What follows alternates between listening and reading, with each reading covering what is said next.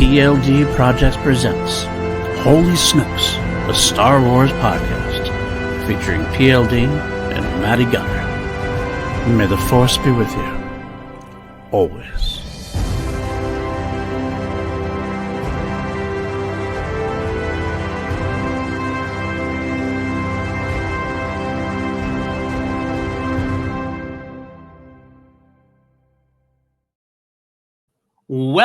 Welcome to another episode of Holy Snokes here on the Star Wars podcast. Holy Snokes, a Star Wars podcast on the PLD Projects Network. That's what I'm trying to say. I am PLD. I am your host. With me, as always, the guy who keeps me straight, Matty Gunner. How you doing, my friend? From the conversation that you and I had earlier that will remain private, keeping you straight is something I'm not sure that I do. Fair enough. That's absolutely fair enough. Yeah, for people that I'll keep it light. Me and Paul were talking about the possibility of what would happen if we had a night out, if Paul came to Tokyo with us. And we were talking about if me and Paul shared a room and we ended up coming in together at 3 o'clock in the morning, 4 o'clock in the morning, which probably would happen. Oh, would definitely happen. Absolutely. Oh, yeah. I mean, we definitely just pass out on the couch and snuggle and absolutely wake up in weird compromising positions if like everybody came in and what we're just drinking, it's all good. I wish I could go to Celebration, but alas, not this year. I will be drinking many a sake bomb on your behalf. I'm sure you will, and I appreciate that. I'll get some at home. Last time during Celebration, I did kind of a live stream here, and maybe I'll have my own sake bombs to. Have you ever drunk sake before? Oh yeah. Oh, I love sake. I love sake. Yes. Let me tell you, I used to go to restaurants all the time just for sake. Those are like Japanese restaurants, steakhouses and stuff. Love me some sake. I will be doing the Nathan Organ from The Last Samurai of screaming sake, right? while we're drinking it. That I want to get on video if you can, like live stream it, or it'll happen. Yeah, I'm sure it will.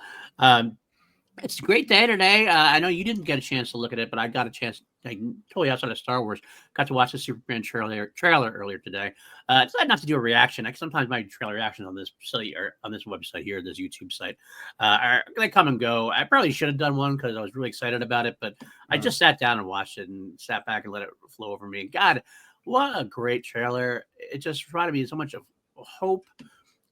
It was not afraid to be a comic book. It had some silly moments. Not really silly is the wrong word, but it wasn't afraid to embrace his identity. And this is coming from someone who loved Man of Steel. I loved what Snyder did with Man of Steel. I thought it was great. Definitely an alternate universe kind of Superman, but a Dark Tower more along the lines of Nolan's Dark Knight.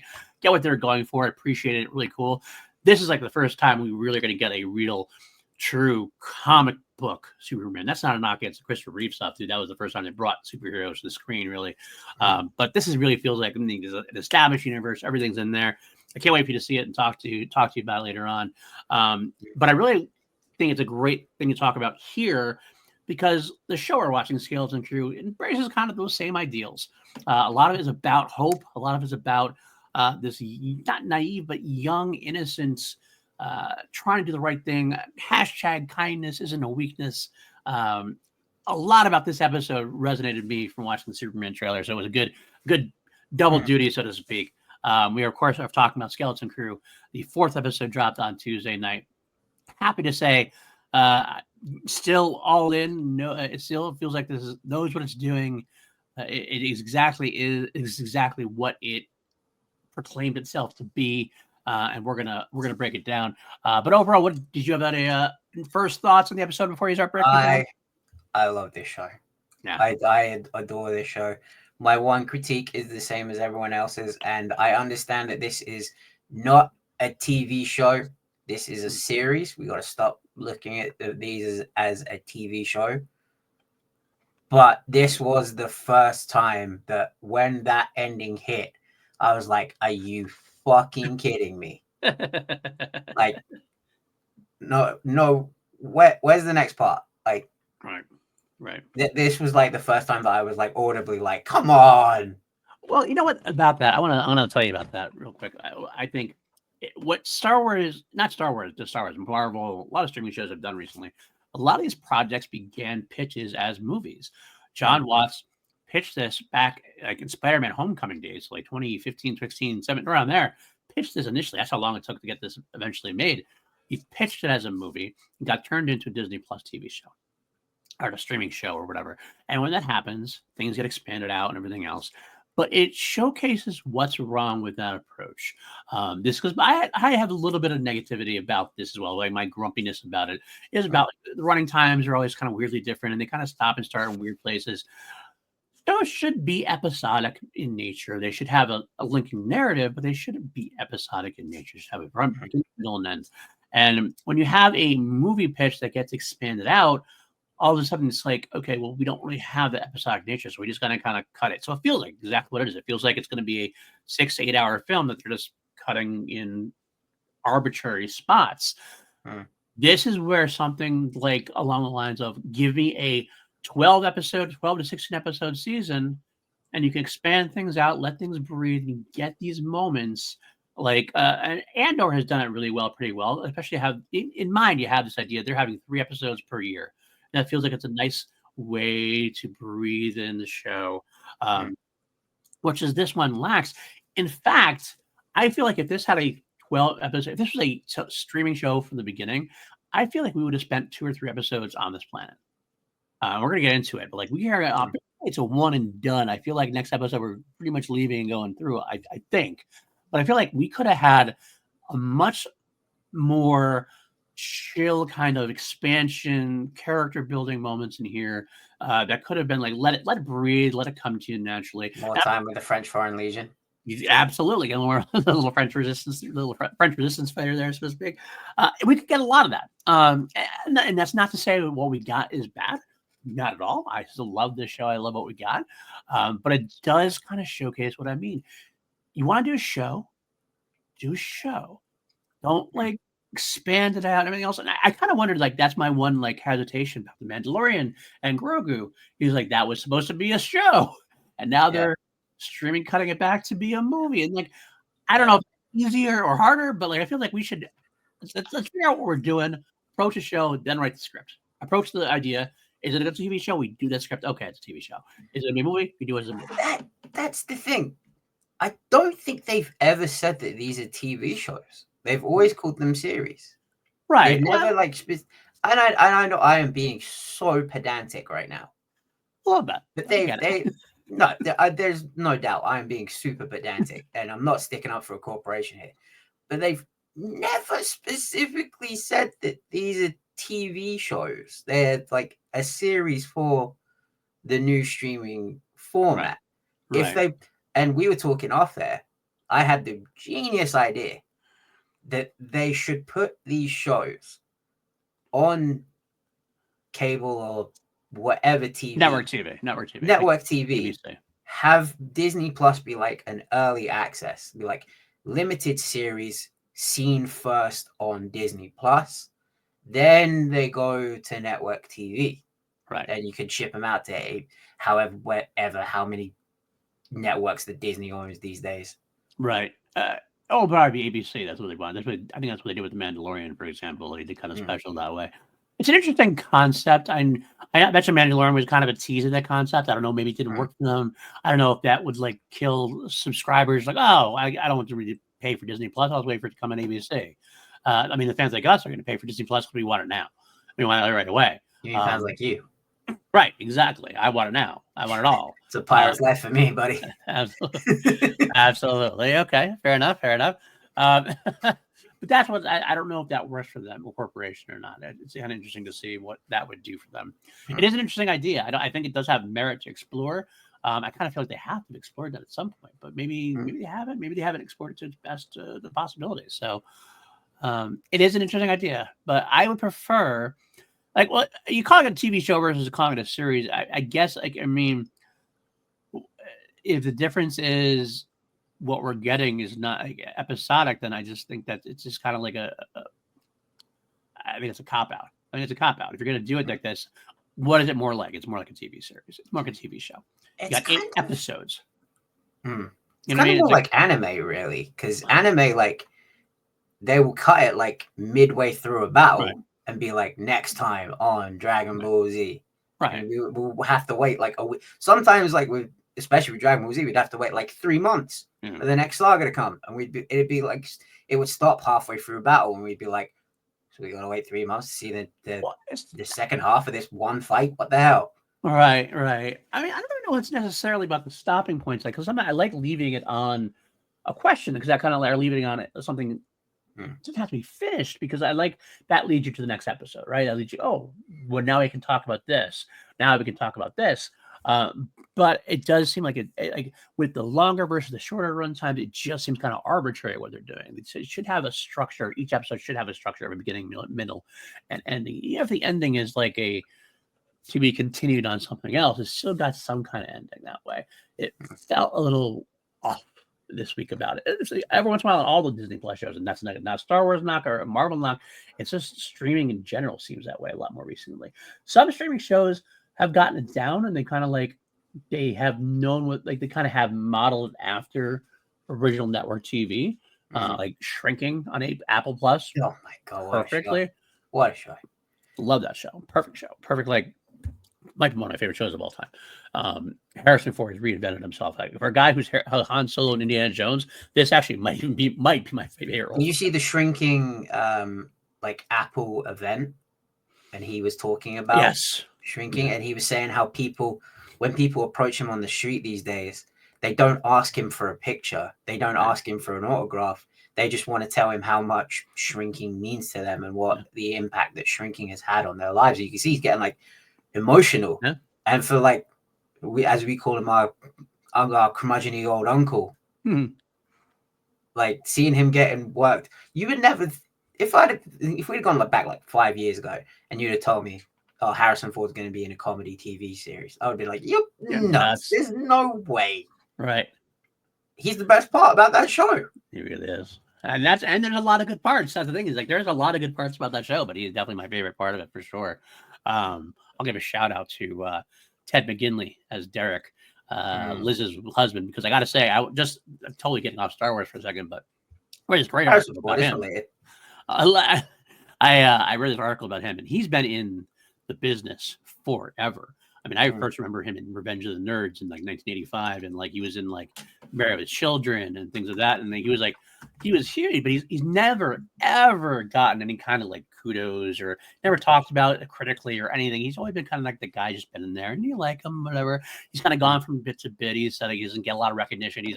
He had this like article where he's brought to tears by himself, like because people have been like giving him kudos lately on the show, like on his job and on the show. And he's been on a great performance.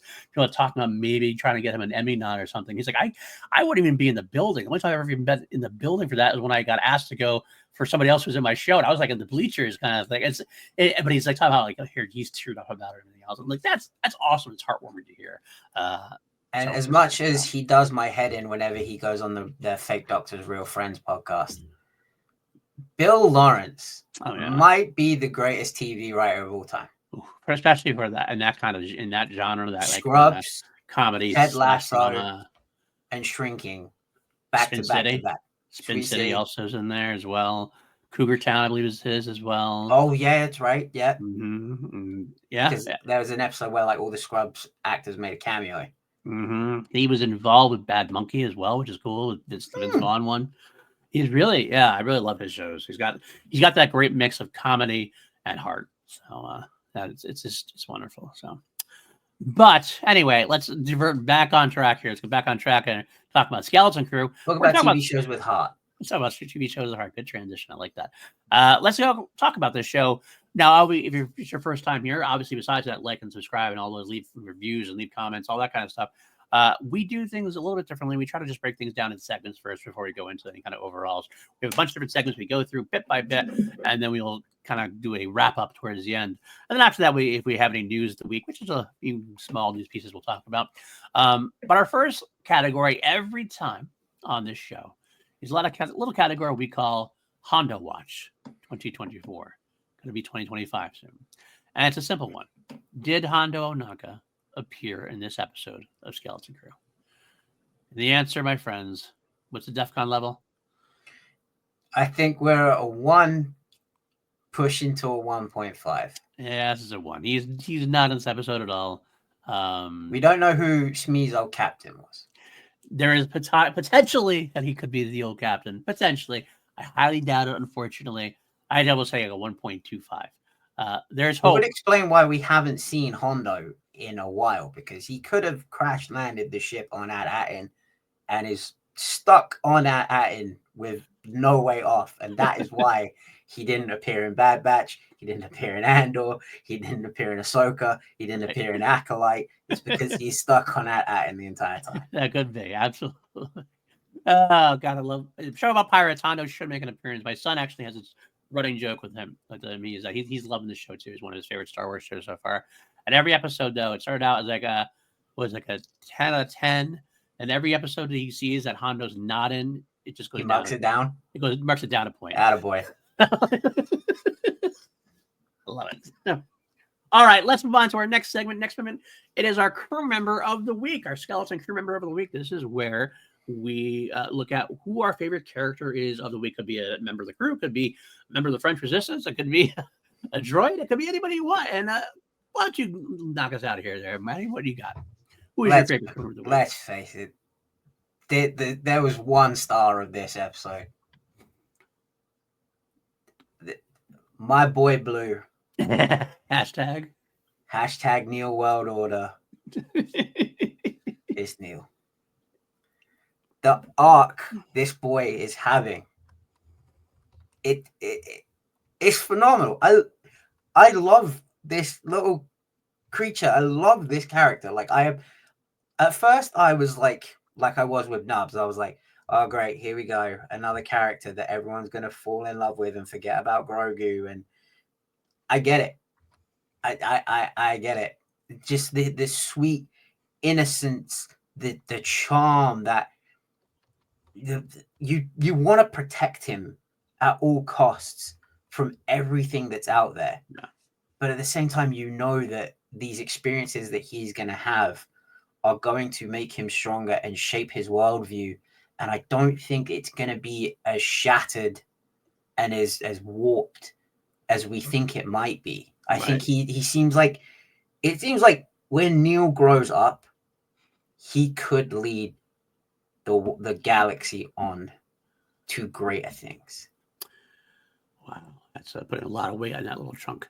But I don't think you're wrong. I'm gonna say usually, like, it's funny, we do this every week, and I almost always try to, if you go first and you put somebody out there, I'll try to give an alternate one that I would choose if I had the ideas. It was the same person or the same idea, because I want to have some alternate things to talk about, of course, for the podcast. But I really can't this week. I am all right there with you on this hashtag Neel Nation, hashtag Neel World Order. I love both of those, by the way. I know you call it Neel World Order, so I'm going to keep you on track for that one. But I agree. This was definitely his episode for sure. We had a lot of cool things, a lot of fun things, some moments. Fern had some great moments we'll talk about for sure. Smee and Jod, SM33, I should say. Jod, great moments. But Neel, at this point of the game, really showcased himself as the heart of what Skeleton Crew is, heart of what Star Wars could be. When I said that before, hashtag kindness isn't a weakness, that was his whole thing this week. Like, the idea that this kid who is so innocent, so sweethearted, so much about what people should be, he's not like it's some people would call that cowardice, what he does, but at the end of the day, he's not a coward. He's actually one of the strongest people out there. Peace is something to be aspiring towards, and goodness and kindness, and he's winning people over, even the little French Resistance girl Troik, or Hana. Hana the Troik. It's really heartwarming to see. You see yourself in Neel. You get this idea, like, here's the kid. He's in. I had this feeling we're gonna get, and this is kind of a forced vision, really, but not really. Like, I have Neel having like a Samwise Gamgee arc. It's funny. Alex Damon said something very similar. Oh, yesterday. Did he? I was watching their after show. I got a yesterday. chance to catch up on that. Yeah, Yeah, Alex said something very similar. So you're both on a very similar path there, and I didn't think of it until then, and I was just like, yeah, he's Sam, and he is. Wim is Frodo. Absolutely, he's the wild kid, and Sam has. I mean, Sam Neel has. Love, by the way, Alex Damon and Alex Damon from Sorry to Explain. Love them. I got a chance to watch that. I will watch their breakdown soon, probably after this. I made a really good joke in it that I'm probably going to repeat later on. That's fair. That's fair. I think that's all right because Ken spoiled one of my predictions during Force Hunters. It's okay because we texted after we were talking about it. I love it though. I love when Ken does that. Ken from Ken and Joseph and Jennifer, my other big Star Wars podcast I listen to here, of course, Force Hunter. But either way, anyway, Neel is the Samwise Gamgee in that he is the support. He's going to have that moment where he's going to showcase pure bravery. We already had the pure bravery moment, but I think he's also going to come home. By the time he gets home, he's going to have that. He's going to be a changed little elephant, and he's going to use that trunk, and he's going to go after Numa like there's nobody's business. I think that's what my thing was. I said that he's gonna go home and tell everyone about his girlfriend from a different school on another planet. to which Moira replied, "Haha, Neil's got a Canadian girlfriend." I was howling. Very good, very true, very true. But he's gonna go. He's gonna go home. And he's gonna have that. As I mentioned, that these new life experiences that are gonna give him the confidence that he never had before to go out and chase these dreams. And he's gonna walk right up to Runa and be like, "Look, I got this cool French girl waiting for me on a different planet. You want me or not? No?" Right. And I felt very seen by Neel in this episode. I was the nerdy kid that was afraid to talk to the cool girls. That's cool. If you got that small kiss on the cheek, it made your life and opened up your world to a whole new setting. Even just the girl in your class that sitting next to you. Yeah. The girl sitting next to you in class. Mm-hmm. And you just feel like her hand brush up against yours up. You're like, oh my level God. Level up. I've done it. I'm there. You go off to the lunch, you're like, bro, guess who sat next to me in geography? Yeah. And the teacher didn't even put us together. She did it by herself. Right. But she made the choices next to me. Yeah, absolutely. I mean, he made that choice, and he made that choice early in this episode. He kind of made his own choice. Neel standing up at the end for his friends when SM33 takes on his memory banks and starts going off on our friends there. He stands up for his friends despite being scared, despite being terrified, knocks him in the head and is ready to stand up. Yeah, he might faint afterwards, but he did what he had to do, and that made me proud to be a Neel World Order follower for sure. Yep. Can't wait. So, all right. Next up, we have I Spec. This is our favorite line of dialogue this week. There was one thing for me that just hit it point blank. You know what? Just shoot me. John, that's so good. Should not would it. That is every parent who has to deal with young kids doing their thing and just running ramp shot over everything and everything going wrong. Just at the end of the day, it's over. Just shoot me. I've never felt more seen than I felt by John Wood in that line. It's just Jude Law continuing to be Jude Law, the charming, he's the closest thing to Han Solo that we've had since Han Solo. Yeah. That's no disrespect to Alden Ehrenreich. No. Did a great job as Han Solo. But still Han Solo. He is Han Solo, so he could technically be who I'm referring to. But he's just got this charm and charisma that he does these things off screen. Right. And we have no idea what he's doing. Right. How he got hold of those EOPs. He just shows up with the EOP, which cool looking new versions of the EOPs, by the way. I love the amount of variations and different aliens that we're getting in this show. Mm-hmm. But he just shows up and he's like, I took care of it. Wow. That is, I actually was going to bring that up later on during the Adventure of the Week kind of segment where we talk more about recapping everything. I love that because, frankly, we don't need to know. We don't need to know. Like Jod is the one who, like Jod doing that is so much in character and so fun for everybody. You don't need to know. It could have been simply he talked his way out of it. He could have used the force. We didn't know it. Like he a little force push on the guy. We don't know what it did. Could have killed them. Could have killed him. He could have killed him. I don't think he did, but he could have. He absolutely could have. Well, I think it is. Me could have. Yes, we could have. That's absolutely true. But it's one of those things. It's sometimes when you leave things purposefully vague or purposely like that, it's actually good for the story because let your imagination kick in and you can kind of choose yourself. And because that's the fun of it, like, right? It's you don't have to know specifically. It's almost like you can fill in the gaps for yourself, and whatever you come up with is probably just as fun as anything they would have put on screen anyway.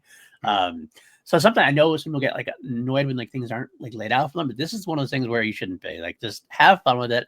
John comes back, doing his John things. They're gonna give him a big hug. He's happy. He's saving the day. It's the grumpy old uncle coming in, saving the day. Be a little swagger. He's still shooting a lot. Still shooting a line. Like, well, how much are those hides and stuff worth? Oh, okay. All right, fine. Okay. I mean, he honestly is like he is a little bit. He's got a little bit of that Hondo in him as well. A little bit. So I was like, not a guy. So I mean, that's one reason why I think we might not get Hondos because I think Jod is going to kind of sort of fulfill that role a little bit. But we gotta believe, man. We gotta believe. I'm trying to keep it, trying to keep my hopes. I think we've had enough like series and shows to keep us grounded that Hondo isn't gonna show up. I think it's okay. Got to eventually appear, right? He's got to eventually appear, right? In the one show that's tailor made for Hondo to show up, I think it's okay for us to be like, he's gonna show up. But all right, how about you, man? What was your favorite line dialogue this week? You're a dad, right? Yeah. Have your kids ever said something to you that has just made you be like, God damn, that came out of my kid's mouth? I didn't teach him that, but your kid just says something so profound that you're like, huh? Right. Neel saying, if you keep raiding each other, do you think it'll ever even end? And he's like genuinely asking that question. Yeah. And I was like, God damn this kid. Like, just dropping gems and pearls of wisdom. Like, we talk about the difference between knowledge and wisdom. This kid is wise beyond his years. Easily. And he said that, and it took me a couple of seconds. I was just like, damn. I feel like that was a line that was aimed at the people, like the directors being like, listen to this line. We're not trying to spoon feed you something here. Take a good, hard listen to what this kid is saying and imagine it coming from one of your own children. It was, I don't know if you saw Dan Mo's Sonic 3 review he put up yesterday. He was mentioning how he enjoys kids shows and kids movies when they add humor that he can appreciate as an adult. Like, you don't have to just make it all, like, he compared it to like the Minions. It's like too much kiddie humor that he can't deal with it. But if you add in some humor, like in this case Jim Carrey as Dr. Robotnik, like, it helps. Right. I think that was one of those lines where, like, while this is a show centered around children, that was a line for the adults watching. Yeah, I agree with that. Absolutely. It just hit me deep. I love it. Like, I love it. This kid is brilliant. It is. It really is. All right. Next up, we got put that in your holocron and snoke it, or explore more lore. This is where we take a look at something that was mentioned or happened in the episode, and we're like, we want to know more about that, whether it's going to come true or not, or it's be a comic or a book or sometime in the future. We want to know a little bit more about what is this we're talking about here. Matty, why don't you go ahead and go first on this one? I want to know what is on the roof of the school in At-PLD. Oh, yeah, good call. This is kind of a forced vision. It's not the one that I'm going to go with, but I feel like we're going to have a moment where they're like the pirates are invading At-PLD, and Neel is like, there's a cannon on the roof of the school, and I think like he runs up there and it's like a garden or something. We just have this comedic moment where there's no cannon on the roof of the school. It's just like a koi fish pond or something like that. Right. You actually might be honest on me though that it might actually be that's the case. Like, we know about this. we can protect ours by even again. I mean, I think that's an interesting idea you put forth. Yeah, that's kind of cool. I want to know too. There should be, it should be the same. Everything else has been the same-ish enough, and there should be a canon there, but we'll have to find out. I mean, because all the blasters seem to be old. There's all like older public stuff. Like the blasters seem to be older. That was kind of cool thing. Like if you watch the blaster shots, it's like they were not quite the blaster shots that we know. It's just like older, like almost like scuzzier kind of blaster shots, for example. Speaking of that, one of the things I love most about this, which some people may or may not get, if PJ Campbell watches, he'll get it for sure. Hayna's blaster was very much like a Dalek blaster from Doctor Who. The barrel of it was like coming from the Dalek. It looked exactly like that ballot, like that comes from there. So I think that was a nice little nod. I don't know if it's intentional or not.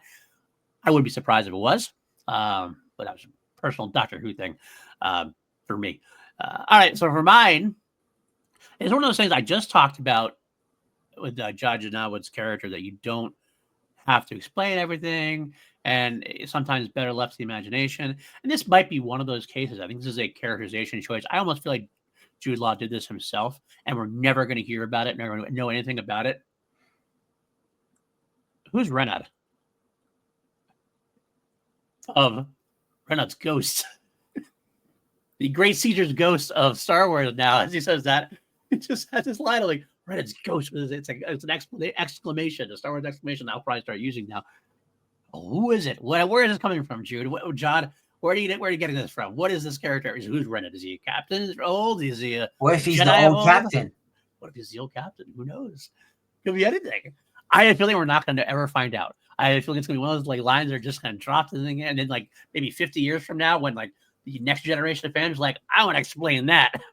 That's the Clone Wars. Your kids aren't ready for you yet, but when they do, they're gonna love it. They'll have it ready yet for the Old Republic, best pirate in the Old Republic or something like that. I don't know, but it struck me, and I love that it's in there because it's one of those kind of lived-in phrases that like we don't know anything about that. It's not like he said, "Oh, Anakin's ghost." Like it's not. It's Reddit's ghost. I don't know who that is, but I'm curious to find out. I love it. So. Yeah, I like that. Good. Because like I completely missed that until you just said it, and I was like, "Yeah, who was that?"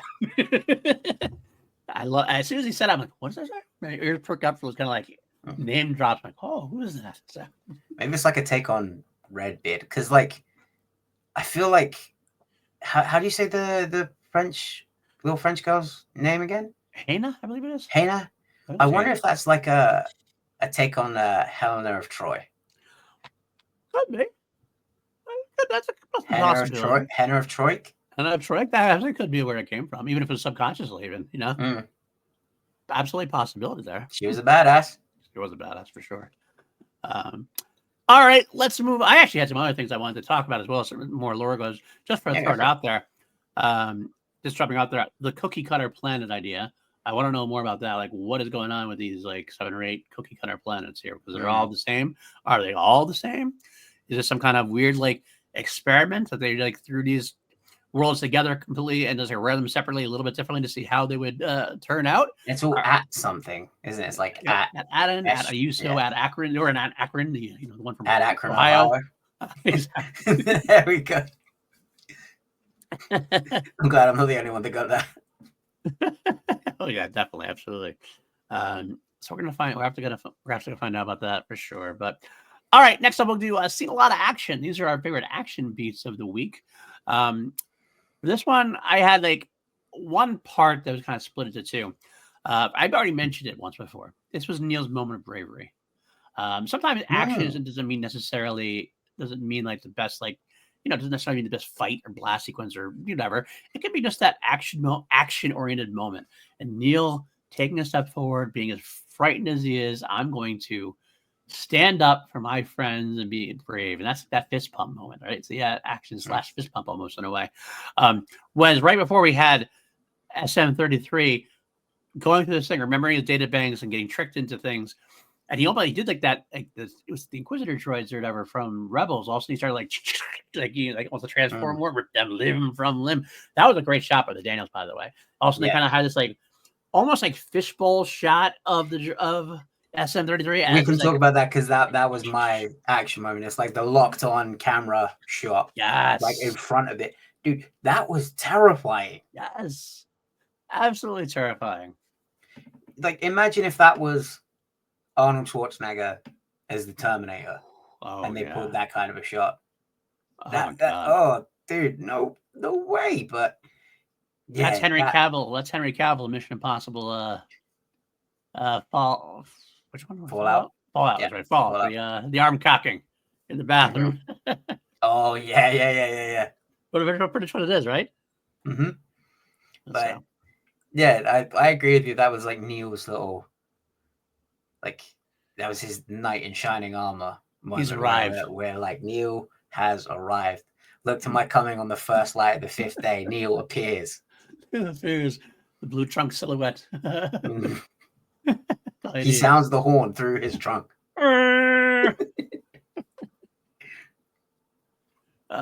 So good. I mean, there are some fun other random action beats were cool, but that was one that definitely drew me in for sure. I did like the setting of some of the things, like the running around during a school bus. It seems like a burnout school bus, and parkour. He hated doing some more major parkour throughout. I loved that.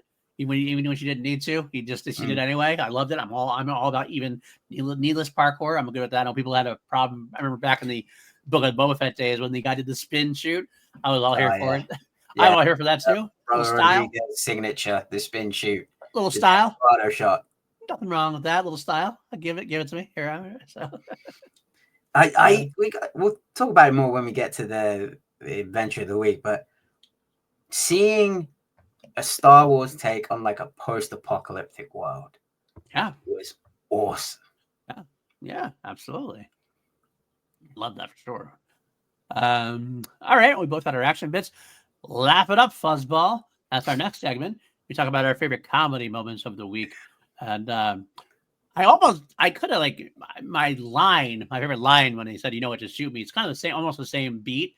But since that was going to be my comedy beat, but I was like, oh wait, there is one that I did think was a lot funnier. So the one I'll give it to you. What I'll say, well, maybe I should let you go first. So I don't steal it again. Go ahead. Why don't you go ahead and go first? Have you ever seen the meme of the guy at like a football game that's like whispering into the girl's ear, and she's just like completely no-selling him, like she is not interested?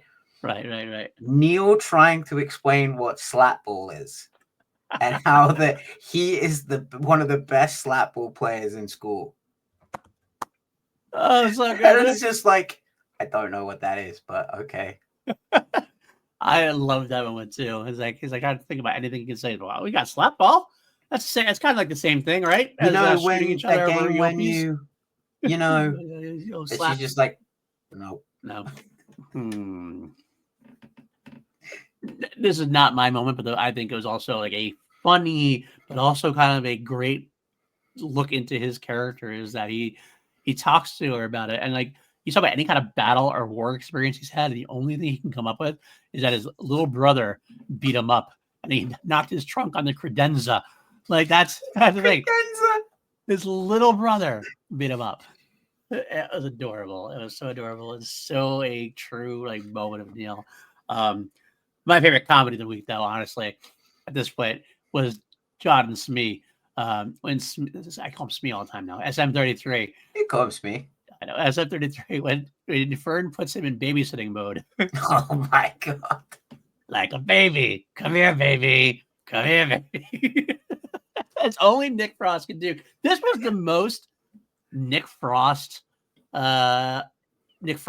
that I felt SM33 was. I mean, he's had moments there, but he just a couple of line deliveries were just so good. Come here, baby. Oh, so fun. It almost sounded kind of like Austin Powers to me. It's like, yeah, baby. So fun, so funny. It's just a fun show with a heart at its core. Like the heart is there, and yet it's so entertaining, so fun. Can go more of it. So, oh god. All right. Next up, adventure of the week. This is basically our wrap of everything else that we need to talk about. I want to talk about things that we should mention before we get into our rating and our force vision, of course. So, what Also, you already mentioned the apocalyptic world, which is cool. I got to tell you, when it first showed up, when you first heard, I thought you would have hit the nail on the head. You had mentioned like a time travel thing potentially. There's going to be a thing, and I thought we were at and somewhere in the future, and we had gone through. Did I say that? I thought no. I said that we were just going to be back on Atten really quick. And you had said something. You had said something potentially. I think was it a force vision or a potential thing? You were wondering if there's going to be some kind of time travel aspect of it. Maybe I thought you said. Maybe it wasn't. It wasn't. I mean, I'll take credit for it, but I thought you did. Maybe I heard it from someone. I was crediting you in my mind, so I'm going to go. I mean, I'll take it. It was probably someone smart, like Damon or John Hoey or someone smarter than me. It was something like there was some kind of idea that they would had travel. Like that was the possible idea that the reason why they were stuck in the past is that when they left, the barrier was some kind of wormhole or something, and they went to the future or something like that.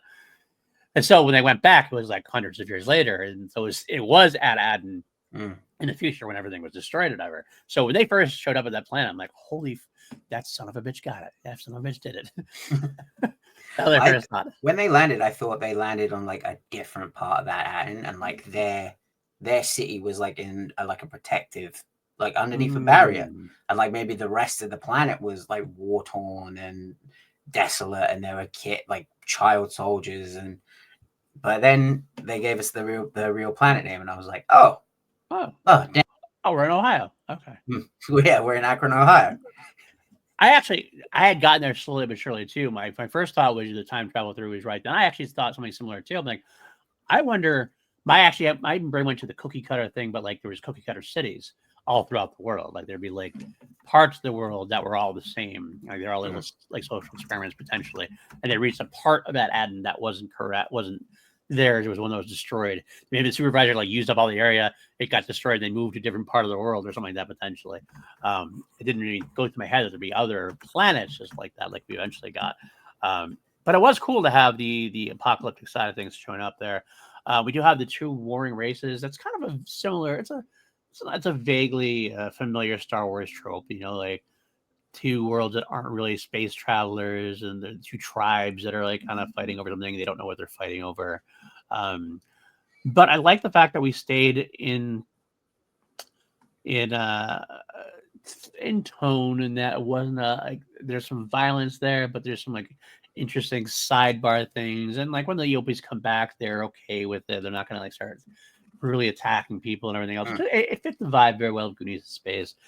Especially because it was kind of almost strange to see them the children being leading them into battle after a training session of an hour and a half. I was like, yeah. It's right. You learn how to pick up a blast. All right, you're good to go. Good to go. You hit fire. You knock yourself out. Okay, we're good to go.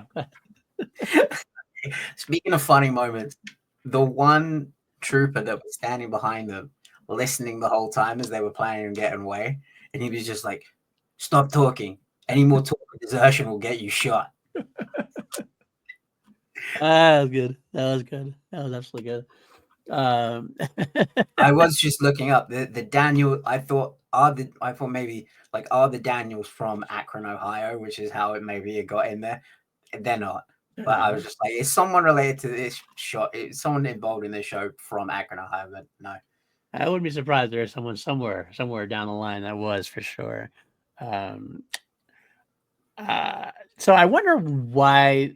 I guess there's no real reason to it. What was the reason for the French accent and everything else? Was it because of the actor who was cast as Strix? Was that the choice? What came first, Strix and the daughter, or the accent itself? You know what I mean? I think maybe the accent, because I think it was Goose from Trial of the Force that said, I think he posted something about it being so cool that a French revolutionary child talking about peace in a time of war. I was just like, that's pretty cool. Yeah, that's cool. That's cool. What else we had going on? Okay, where does it? Let's get your ranking of accents that we've heard in Star Wars so far, to the degree of which one annoys you the most. We've had Boston, we've had French, we've had Scottish, and whether the guy from episode 2 had the alien. Was it a Brooklyn? Yeah, there's a little bit of racist accent to it if somebody said that, but the Moydians had it. Watto had it. They all kind of like, oh, bit racist. They said it was racist. I don't think that was intended, and it is what it is. But you've openly stated that how you feel about real you're talking about the alien. The alien. I know. Yeah. Let me make something clear. It's not the accent I minded. It was the accent coming out of the alien creature. Like when it's a human doing it, I don't care about that. That doesn't bother me at all. It's just different humans. Like Bill Burr doesn't bother me. Yeah. Pernilla August in Attack of the Clones, or I'm sorry, Phantom Menace, but she has her, like George Lucas said, oh, she comes from the sweetest part of the galaxy. Never bothered me. It was like the big creature character. It's like amazing with a human accent like this. It's like that voice doesn't come out of that body. It's even less the accent. It's the fact that it's like a voice like that coming out of that creature body. When it's like episode 6, got Jabba the Hutt. Hola. That's what you expect out of that. Imagine now Jabba the Hutt. That's why we don't like Zero, because you have Jabba speaking like Zero the Hutt. It's kind of like that's like it's a weird juxtaposition there. I don't like it. Give me an alien that's talking alien or talking like at least like the character looks enough like. So as far as the French accent goes, that doesn't bother me at all. Bill Burr's Boston accent, I love it. I love a Boston accent. Anyway, need more Boston space. Do you know where we really missed the trick with this episode? And this isn't on the actor. You know how in Star Wars shows they will throw in like a random obscure 90s action actor? Yeah, right. Can you imagine if Jean Reno showed up in this episode as the leader of the French Foreign Legion? Oh, that would have been awesome. That would have been awesome. I mean, it's so sick. I mean, don't get me wrong. I love I forget his name. He was in Amelie. I forget how to say that. I can't one of Ken's favorite movies. Actually, Amelie, that's what it is. I actually only saw that once way back in the day. I like the actor. I like the actor, but yeah, Jean Reno would be freaking sweet. It would be like Michael Biehn showing up in Mandalorian. Like exactly, that's what I was getting at. Like that weird, like really kind of obscure 80s, late 80s, early 90s actor, like the guy from Leon the Professional showing up in Skeleton Crew would have been pretty funny. Love it. So much. All right, what else we got there? Okay, so we get there. Obviously, John comes back with the Yopies, and we talked about that already. And they get to the Fallen Sanctum, which is where they were led to, which supposedly would have possibly have coordinates for At-Aden. They get there, they find all the coordinates of these different planets, like at what it was like. So they're all named, and now, which leads us now to believe that after seeing at Akron and having been to At-Aden, and they all have the names, they must all be cookie cutter planets. I mean, I guess it doesn't have to be, but that's what they're implying. It also usually implied that, like, well, if that didn't work, maybe we can go to one of the other worlds, and one of the other worlds will have the coordinates for At-Aden. They'll have the same supervisory thing potentially. That's what you'd assume, right? So I would be surprised if that's our next thing. If we have to go to one of the other ATs, unless they can make it so that A, SM-33 can remember the coordinates, and B, doesn't want to tear them limb from limb, as he kept saying over and over again. And maybe does Snowball have something to say about that? The rat, is he going to come to play more than we think? Is that the rat's name, Snowball? I think that's what the Wikipedia said. I was kind of like, really? I had to look at it like... I'm all for it. Yeah, that's a great name. Snowball. Cool. I think I actually have it here. Let's see the characters in here. They have... Take on Fuzzball. Yeah, it could be. Let's say. I thought it was Snowball. But let me check. Yeah, it's Snowball. So there you go. Perfect. But we get to find out what the supervisory thing is going on, and I think it's going to be a very important thing that's going to come to play. Now, what this kind of might lead into Forza Vision a little bit, but what are we talking about here? Like, as far as what is these worlds? What is going on? Why are the Jewels of the Old Republic? What are we thinking here? I said last week that I think the supervisor has been dead for a very, very, very long time. Mm-hmm. This episode furthered that theory. I think there is one supervisor for all of these different planets. I think you might be right. I think you might be right. Well, I have a couple different theories. I'm floating there. That one would make a lot of sense why they're absent. Like, there is like a supervisor above all. Like there's some kind of space station over that he's supervising everything, and the robots, the droids kind of run everything for him, but he, kind of thing. I could see that absolutely being the case. What exactly. Is there a reason what's going on? Is there something they're doing? I don't know. I I just think that the supervisor's been gone and like the system is still continuing to run. Could be. Could be. Could be. Or some Um, like crazy droid AI. You know, like the machines in the uh-huh. Matrix, they're Mhm. all like plugged into that one giant machine. Could Mhm. maybe be something like that that was set up in the old Republic, and then just everyone died, and they were like, keep it running.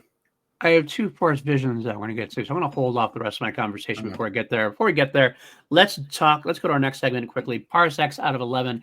So we always rank things on a scale of 1 to 11 here on PLD Projects. Matty, out of 11, what do you rank this episode? All right, listen, 9. A 9. Even though it's I the best did one too. out of the lot so far. I actually, you think it's the best one of the lot. I actually thought it was the weakest one of the lot overall. Wow, really? Um, there's something about it had a little bit of a slow plotting part in the beginning, and then I kind of caught up by the end. But still, even like that's being said, it wasn't like it was like way down. It was like I think I Mhm. liked the first three a little bit better. But this was still right in there. And again, 9 is absolutely fair in what I would think it is as well. So I did still love the show. But if I had to rank it, I had to put it a little bit lower. Um, but then part of it has to do with the grumpiness of the structure. I think part of it has to do with like the way it Mm. was structured and everything else, which is not exactly necessarily the fault of the creators. It could be the fault of the studio. As I remember somebody said something that it was an acolyte. It was an acolyte writer who was told, like they said, she came out and said, "Oh, we were told we had to do that about cutting it off at some point," and then like all of a sudden that writer was never heard from again. You know, there was a rumor that there was a 16-minute episode I in remember this hearing that. series, and I think it was the last one. They just added some more of the prison sequence on because Dave was probably like, "No, you can't do a 16-minute episode. That's ridiculous." From this, oh, from the third From episode, Skeleton Crew, or yeah, the I third think episode, that or this episode. for the third episode, I think was Okay. supposed to be the 16-minute long one. 17, I think, but I think you're right. I do remember that. I remember because the funny thing is that the times leaked. I remember Mm. seeing them, I saw it too. It was like 17 minutes. Jesus Christ, that's pretty bad. And I was like, Mm. is that the way? But it would have been, it was definitely within the first 4 episodes. So I Because if agree you that have it that, was. like the Kim sequence where they land on the planet, that's roughly about 20 or so minutes. Yeah, that could have been that. Yeah. They added more earlier on. That could be. Hmm. If that's even legitimate. Who knows? Maybe it wasn't even legitimate at this point. Yeah. So I'm glad it wasn't though, at least for 17, because that would be a little bit Hmm. too short for sure. And I'm not going to look for it anymore. Last week I actually I went back and tried to find that leak, and I couldn't find it. Hmm. So I'm glad we're off somewhere else though. So, all right, Force Vision. We have Force Vision is where we take a look at what's going to happen in the future, whether it be in this show, in this next episode, next couple episodes, future down the line, sequel, season 2, somewhere down the line in a movie. Who knows? But I have 2 possibilities I'm going to bring forth. Hmm. And I'll turn over to you. The first would go against everything that you just said. This is Okay. one. This is one that I think may happen. Is what I actually posited to Ken at one point during my text exchange. I think supervisor on At-Adden could be SM-33's old captain. Hmm. SM-33's old captain crash landed and was able to use his Hondo-like charisma and charm to swindle his way to the top, running the planet. You He know takes where the I'm going droids with over. this. You know where I'm going with this, but Hondo, continue. Hondo's in charge of everybody. He's got the treasure up there, and he's letting the droids take care of everything. He doesn't want anything to mess with his charisma right now. You're gonna find out later on. He's there, and there he's gonna see him. He's gonna be, that's SM-33, my old friend. How are you? Hello, my friend. My friend. Anyway, not even that's Hondo, which would be cool. But I think that might be the case where the old captain is what we're gonna find when they see the supervisor is gonna be the one that's whose ship it was and that's whose planet it is now, kind of thing. Potentially. That's one of the ones I thought. Thinking back more, I thought about this as a potential, and I get this from Force Center. So I want to thank these guys. I get this idea is like I want my theories to have some kind of basis in, well, what is this telling us about the theme of the show, or how does this work with what they're trying to do? And one thing that stuck in my craw a little bit, and still has, I could be wrong, is they made this happening after the Mandoverse, after the Mandoverse, after Mandalorian season 3, inside the Mandoverse. I feel like that's not just an accident, right? Like I feel like why would they do that when the Mandoverse has specifically been its own thing? Skeleton Crew has felt so far outside of like any connections to the Mandoverse. It's been its own thing. And now, could that be the case that it just happened? Well, it's going to be the same time frame, that it fits the time frame, but I feel like it has to connect at some point, right?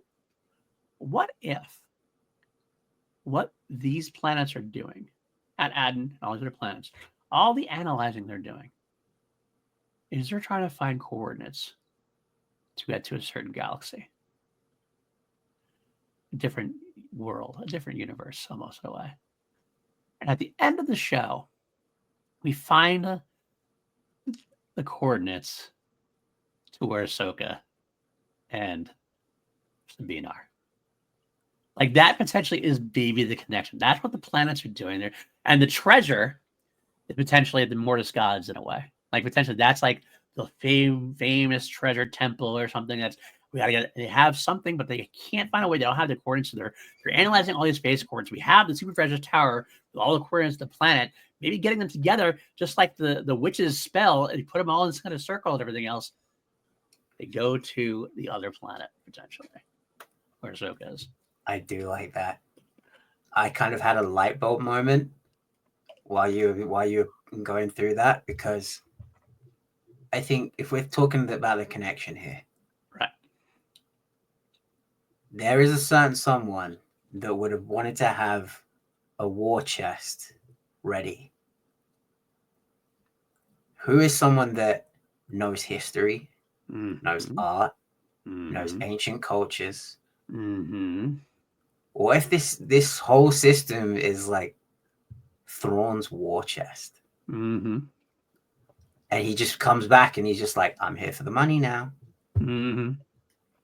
Like he knew that this thing was in place, and he was like, Palpatine doesn't know about this. I could use that. He is always 2-3 steps ahead of people. Absolutely. Oh man, what if they just show up and Thrawn just shows up? God, I'm not even gonna go there. The comment section is gonna be what? Well, Matt, you gotta think that Thrawn is gonna show up at the end of Skeleton Crew. No, I don't think Thrawn is gonna show up at the end of Skeleton Crew. Yeah, I don't think a lot of this stuff might necessarily happen either. I think it'd be a nice small connection. Like I think John Watts didn't like write this with that in mind. John Watts had this thing like, well, we want the plan to be a treasure of sorts, and maybe Dave and John Favreau was like, you know what? Maybe the treasure is this, maybe it's this, and maybe we can connect it in the Skeleton Crew into this potentially that way, and kind of because that's what. Like, why else do you make it a part of the Mandoverse? I did see someone suggest that the treasure could be a holocron. It's possible. Possible. And then that could lead into your theory of the holocron leading them to Peridia. Absolutely could, 100%. So, I mean, there's a lot of different things you could do, for sure. But that's my fourth vision. I don't know if it's going to come true. I'm not saying it's definitely going to come true. But I do wonder about that, and that's where a lot of my stuff has come from recently, is that I'm looking for how does this connect, and why. It's stuck in my craw the whole time. Why connect this with the Mandoverse if you're not going to connect it to the Mandoverse? Now, it could certainly be a season 1, and then they get connected later on. Somehow they come through in the Mandoverse movie. Maybe Dave Filoni's like, I'm going to use them. I'll use them in the big ending movie somehow. Maybe they go to Ad for something. It could be something as simple as that. But it does make me wonder. And there are the carvings on the wall that people did say are similar to the ones in Ahsoka. So maybe like in whatever Ahsoka season 2, where they're trying to find them, or the New Republic show, whenever that happens, they're just like, hey, did you hear about these kids that found this temple or whatever that has these similar carvings, and we see the Skeleton Crew kids return in that somehow, and they're just like, oh, this is how we find Ahsoka and Sabine. Right. Absolutely. Could absolutely be the case. So, all right. How about treasure planet. It's very treasure planet. Oh, very much so is. Absolutely is. So, all right, it's up to you, my friend. What do you think? Neel is going to save the world, and he's going to get the girl. That's a much lower stakes, so it fits this show very The well. highest possible stakes. For him, yes. For the world, yes. I mean, it For is. all of us. For the whole Neel world order. It is exact, but it fits this show perfectly, and I think you're absolutely right.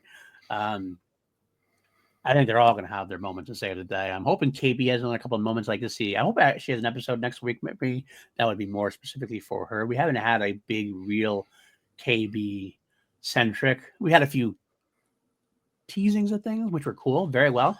I feel like she needs something.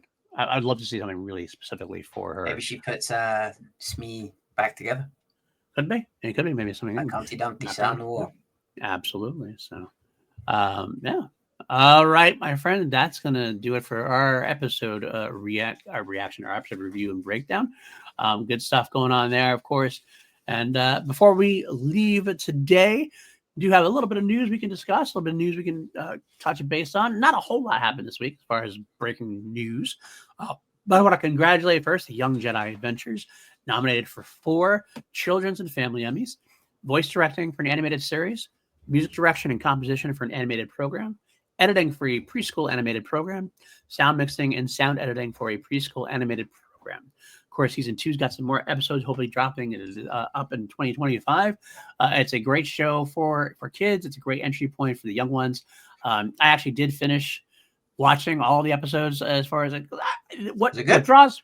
They were fun. They're exactly what they are. It's like they are preschool shows. Obviously, they've got their moments, but there's some kind of cool connections between that and the High Republic. Like they visit Starlight Beacon and there's stuff like that. I mean, there's definitely. Oh God, no. Not during that time. During like the initial like dedication. Okay. And there's some High Republic characters like High Bright Star. I mean, Geode? Bell. No Geode yet. Bell Zettifar is in there with his Charhound. Cool. There's some cool connections if you're a High Republic fan to get that as well. It's worth a shot. It's a good show. I'm glad that it's getting its due. So, cool. Andor season 2 Empire dropped a few more images online. Pretty not anything groundbreaking or earth shaking. There's a shot of Bix and Cassian look like they're at a table scheming. There's something in the background. I don't know if they're on Coruscant or if they're maybe on Ferrix. There's a potential hotel in the background potentially. Looks like Bix has gotten over her trauma to a degree, at least to the part where she can help Cassian plan some stuff out. There was a shot of Cassian in a TIE fighter, or like it's behind the scenes. So it looks like he's in that TIE fighter. Even you saw the footage from the Disney Plus, whatever they did. They showed that TIE interceptor, one of the TIE that they had going on. And it looks like he's in the cockpit of that. That's what it looks like for that. And then finally, it was just Mon Mothma at a desk, seemingly in Coruscant. Must be her office or private office, looking really intent at the computer. Nothing spectacular, but it is getting me excited. It makes me want to know more. I can't wait for Andor. It's an image of Genevieve O'Reilly as Mon Mothma. It's always going to be spectacular. It's brilliant. She really looks. This character, she's like it vibes with her so well. Just seeing her in her dress and her in white get up. I'm just like, yeah, this is Star Wars. Give me more. Finally, got a Legacy of Vader interview with Charles Soule. Of course, he has the Kylo Ren comic book coming out. Probably my most anticipated comic coming out. We have Kylo Ren taking place between episode 8 and 9. Kind of linked to that. And he's connecting it with his Darth Vader run, which he did so spectacularly on. So a couple of quotes you can digest on. He said, I've always thought there was so much more story to tell with Kylo. Just like Darth Vader, the films only give us so much. Great deal of Kylo's story is either implied or just not really addressed at all. I think setting this book directly after episode 8 gives me a chance to deal with a character who's gone through an extreme amount of change in a very short amount of time. His life has changed in drastic ways. I do think it's a huge opportunity. You want to write characters with emotion to them, and at this point, Kylo's about as emotional as a character can get. One of the key things to understand about Kylo is he's not particularly honest with himself. As I see his character, he's big on grand pronouncements, big on posturing, big on trying to convince himself he feels a certain way, e.g. untouchable and all-powerful. In reality, though, he's pretty lost. So while he's telling himself he wants to kill his own past, part of him is always looking also looking for any sort of guidance he can get. This sums up his feelings about his grandfather at this point. He's conflicted. This book is about Kylo Ren's struggle to define himself, and it's not easy for him. It feels like every moment of his life is accompanied by turmoil and pain. Some fans would say that because he's not himself as Kylo, part of him knows he's truly Ben. And the story can be viewed through that perspective. But I think it also works if you know nothing about Kylo Ren other than what you have seen in these beautifully drawn pages. He's searching for himself like many younger people do. Of course, he's also a dark space wizard with a laser sword, and he loves to use deadly effect whenever he feels like it. There's plenty of angst and drama, but we don't stint on the action either. I think fans will love it. Thoughts on that? Thoughts on what he said there? It's Chop Soul. Like I'm a simple man. Chop Soul's name is on the tin. I'm gonna read it. Mm-hmm. Yeah, I am excited about this too, because I think if anything, the sequel trilogy characters probably need more fleshing out than any of the other like original trilogy characters at this point. We've got all these stories about Han and Luke and everything else. Getting something more about Kylo Ren is something that's going to be appetizing to me, especially at this point where he's so conflicted. He just has killed Han Solo. He just saw Luke do what he did. And he's like, between Leia's still alive out there at this point. He's trying to figure out who he is. Snoke is dead. Who is he? What is he doing? What's that legacy of Vader going on? There's a lot of potential for some good stories here. And Charles Soule is good at those kind of stories. So good for him. So. All right. I think that's going to do it for this week. That's all the news I had to talk about. We broke down Skeleton Crew, 4th episode. Next week, of course, is Christmas, is the holiday. I think I should have talked to you about this off air, but I will say it here. I think I'm good to go still on the 26th to record. Yeah. Record on that Thursday. I'm not boxing on Boxing Day, so. I mean, I'll be working extra on Christmas Day, but Christmas is the next day after. I could probably do a little bit of time at our normal recording time. I'll watch the Christmas Eve night.